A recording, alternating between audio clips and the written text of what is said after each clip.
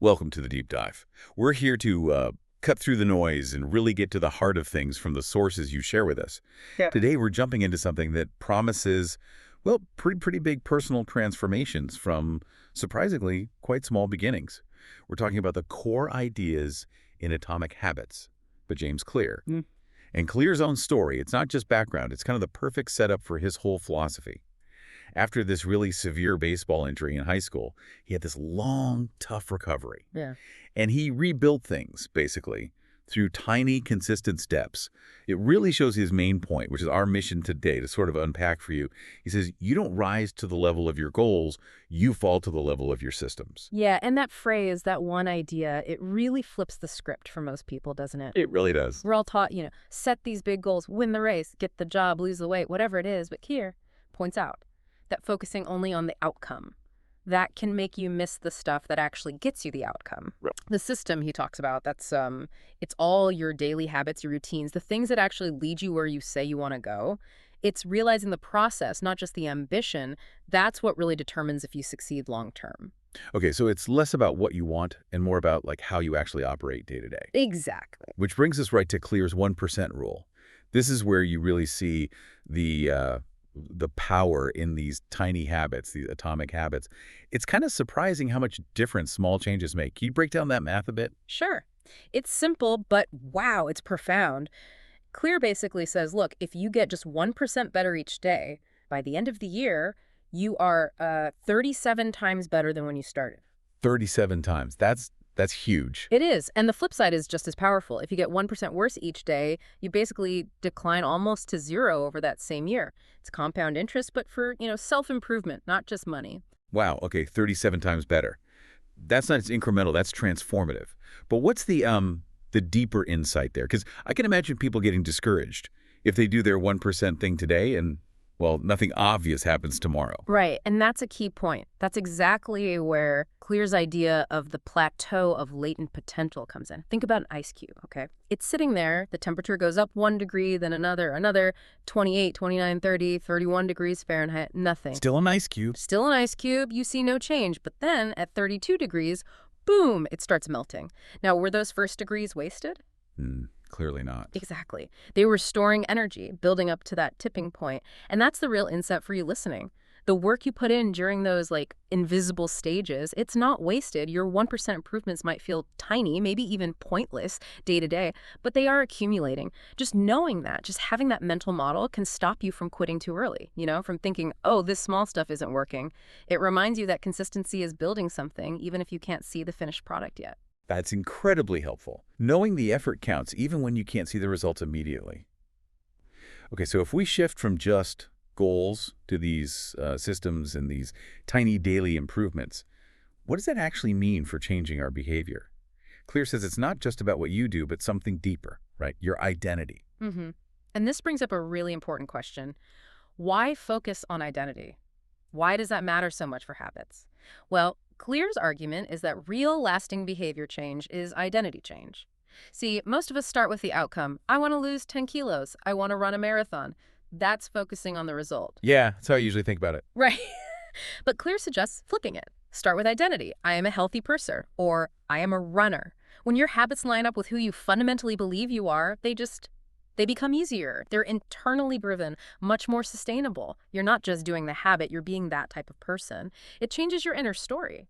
A runner doesn't really have to decide to run every day. That's just what runners do. It's part of who they are. That distinction feels really significant. It's not about willpower anymore. It's just expressing who you are. And I guess that cuts down on decision fatigue too. Totally. When Yeah. you lock in that identity, you stop burning mental energy deciding, should I eat well now? Should I exercise? The actions become more automatic. They flow from your core beliefs about yourself. And think about this. Winners and losers, they often have the exact same goals, right? Both teams want to win the championship. Fair. But it's their systems, their consistent daily actions, and crucially, their self-perception, their identity, that usually makes the difference. It's a really foundational shift in thinking. Okay, so to make this super practical, Clear gives us this really useful framework. The 4 laws of behavior change. These aren't just ideas. They're like the actual tools you can use day to day. They are. Make it obvious, make it attractive, make it easy, and make it satisfying. Let's dig into that first one. Make it obvious. Now, you might think, oh, I just need more motivation. But Claire often says, no, you probably just need clearer cues. Your environment plays a huge role. So how does he suggest we make the good habits, like, impossible to miss? He gives us a couple of really smart strategies here. First is habit stacking. Instead of trying to invent a habit from scratch, you basically piggyback it onto one you already do without thinking. Okay. The formula is simple. After I do my current habit, I will do my new habit. So maybe after I brush my teeth, I will floss one tooth. You're using the momentum you already have. Ah, clever. Leverage the existing routine. Exactly. And the second one is implementation intentions. This sounds a bit technical, but it's just being super specific about when and where you'll do the habit. Not just I'll exercise more, but I will exercise for 30 minutes at 6 p.m. in my living room. So you pre-decide everything. You pre-decide. What's really key here, and Clear emphasizes this, is how much our environment shapes our actions, often more than pure willpower. He says awareness is the first step. You can't change your reaction to a cue until you're actually aware of the cue itself. That makes sense. You have to see the trigger first. And you mentioned environment. Wasn't there that story in the book, The Man Who Didn't Look Right, that really highlighted unconscious cues? Yes, that's a perfect example. These experienced nurses in an ER, they sometimes just get a feeling about a patient, right? That something's off even before the monitors show anything concrete. They're unconsciously picking up tiny, subtle cues, posture, skin color, breathing patterns, things learned over years.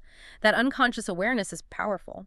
For our habits, it means we need to notice the subtle cues in our world that trigger our behaviors, good or bad. And then we need to deliberately design that environment. Put the running shoes by the door. Put the vitamins next to the coffee machine. You make the good choice the obvious, visible one. Right. Make it the path of least resistance visually. Yeah. Okay, so building on that visibility, the next law is about desire. We need to make it attractive. Habits need to feel appealing, something we're drawn towards, not just something we force ourselves to do. How do we make good habits more tempting? Well, the big technique Clear introduces here is temptation bundling. This is where you link something you want to do with something you need to do. Okay, like pairing things up. Exactly. Like, I only get to watch my favorite Netflix show while I'm on the exercise bike. Or, I only listen to that podcast I love when I'm doing chores. You're basically using an immediate reward to sweeten the deal for the less appealing task. That's smart. You're hijacking something you already enjoy. Precisely. And beyond that, he talks a lot about the power of our social environment. We're social animals, deeply influenced by the people around us. Clear says we tend to imitate the habits of three groups: the close, friends, family; the many, the tribe, the norm; and the powerful, those with status. So if you want to read more, maybe join a book club, want to get fitter, hang out with friends who make exercise a priority. When the behavior you want is the normal thing in your social circle, it just becomes way more attractive and, frankly, easier to do. That makes perfect sense. We Yeah. want to fit in, right? Yeah. And connecting this to, like, the brain science, this ties into our reward systems. Absolutely. Clear gets into the neuroscience, particularly dopamine. And what's interesting is dopamine isn't just about feeling good after you do something. It's often more about the anticipation of the reward. The wanting, not just the having. Exactly, the wanting. Our brain releases dopamine when we expect something good, and Yeah. that creates the strong drive to go get it. So if you can design your habits so you look forward to them even a little bit, that anticipation becomes incredibly powerful. You're essentially rewiring your brain to crave the good habit. It's not just a mind trick, it's biology. Okay, fascinating. Our brains are chasing that future reward, which leads perfectly into the third law, and this one I think is a huge relief for many people. Make it easy. Clear basically says, forget relying just on motivation or discipline. The real key, reduce the friction. So what are some practical ways he suggests to just, smooth the path? Well, this touches on something fundamental about us, right? Clear talks about the law of least effort. We are biologically wired to conserve energy. It's a survival thing from way back. Right, don't waste energy unnecessarily. Exactly. So making the good habit the easiest option isn't being lazy. It's working with our nature, not against it. It's just smart design. So how do we do that? Practically, make the starting point incredibly simple. Want to play guitar more often? Don't keep it in the case in the closet. Put it on a stand right there in the living room. Want to eat less junk? The easiest way is just don't have it in the house. Remove the friction. Remove the opportunity. Make the good choice the default path. And he has that great little hack, the 2-minute rule, doesn't he? Oh yeah, the 2-minute rule is genius because it's so simple. The idea is when you're starting a new habit, Make the very first step take less than 2 minutes. Less than 2 minutes. Yep. Make it so easy you basically can't say no. So read every day becomes read one page, run 5K becomes put on my running shoes, write a chapter becomes open the document. Ah, okay. It's about just starting. It's all about mastering the art of showing up. That first tiny action gets you over the inertia hump. The goal isn't always to do the full thing right away, but just to consistently start. You can build up later. I love that. It just lowers the barrier so much. Okay, finally, law 4, make it satisfying. To make habits stick around, we need some kind of immediate reward. They need to feel good right now. How can we build that in? Well, like we said with dopamine, our brains love immediate gratification. Clear calls it the cardinal rule of behavior change. What is immediately rewarded gets repeated. The trouble is, lots of good habits, like saving money or eating healthy, the big reward is way off in the future. Delayed gratification is hard. It is. Bad habits often win because the reward is instant. So we need to find ways to give ourselves an immediate win for the good habits. Like what? Simple things work. Using a habit tracker is a big one. Just the act of checking off a box or marking an X on a calendar after you do the habit, that gives a little hit of satisfaction, a visual proof of progress. Right, that little dopamine hit. Exactly. Or maybe you create a visual reward system. Put $1 in a jar every time you skip dessert and watch it grow. You're linking the good behavior to an immediate positive feeling, reinforcing it right in the moment. And accountability fits in here too, right? Yeah. Making it satisfying not to fail. Absolutely. Having an accountability partner or making a habit contract, maybe even with yourself, but better with someone else, adds immediate consequences. If you tell a friend you'll go to the gym, the slight social cost of not going, of having to admit you skipped it, can be a powerful motivator. Nobody likes letting others down or looking unreliable. It makes sticking to the habit immediately satisfying because you avoid that negative feeling. It works both ways. We repeat what feels good, and we avoid what feels bad. Okay, so that's the framework for building good habits. Yeah. What about getting rid of the bad ones? Clear says just flip the laws, right? Make it invisible, unattractive, difficult, and unsatisfying. Could you maybe walk through a quick example? Sure. Let's take mindlessly scrolling on your phone when you should be working. Make it invisible. Put the phone in another room. Turn off notifications. Remove the tempting apps from your home screen. Reduce the cues. Make it unattractive. Reframe the consequences. Think about the wasted time, the lost focus. Maybe put a stuck note on your monitor saying, is this scroll worth missing my deadline? Associate it with the negative outcome. Make it difficult. Add friction. Use app blockers with timers. Set complex passwords for social media apps that you have to re-enter. Make it a hassle to even start the bad habit. Make it unsatisfying. Maybe use an app that tracks your screen time and shares it with an accountability partner. Or, every time you catch yourself scrolling, you have to immediately do 10 push-ups. Introduce an immediate, slightly unpleasant consequence. That makes total sense. Yeah. It's the same logic, just in reverse. Okay, so beyond these 4 main laws, Clear also brings up some other important things to think about when you're, fine-tuning your habit system. Yeah. One that stood out was talent. Yeah, he's very practical about this. His point is basically choose habits that align with what you're naturally good at or inclined towards. You'll find it much easier to stick with something if it plays to your strengths. Right. If you're, say, really introverted, forcing yourself into daily networking events might just be exhausting and unsustainable. Maybe focusing on writing insightful articles or building connections online is a better fit for your personality. It's about working with your nature for better results, not constantly fighting it. That's really smart. Yeah. Don't try to be someone you're not. And then there's the Goldilocks rule, finding that sweet spot for challenge. The Goldilocks rule.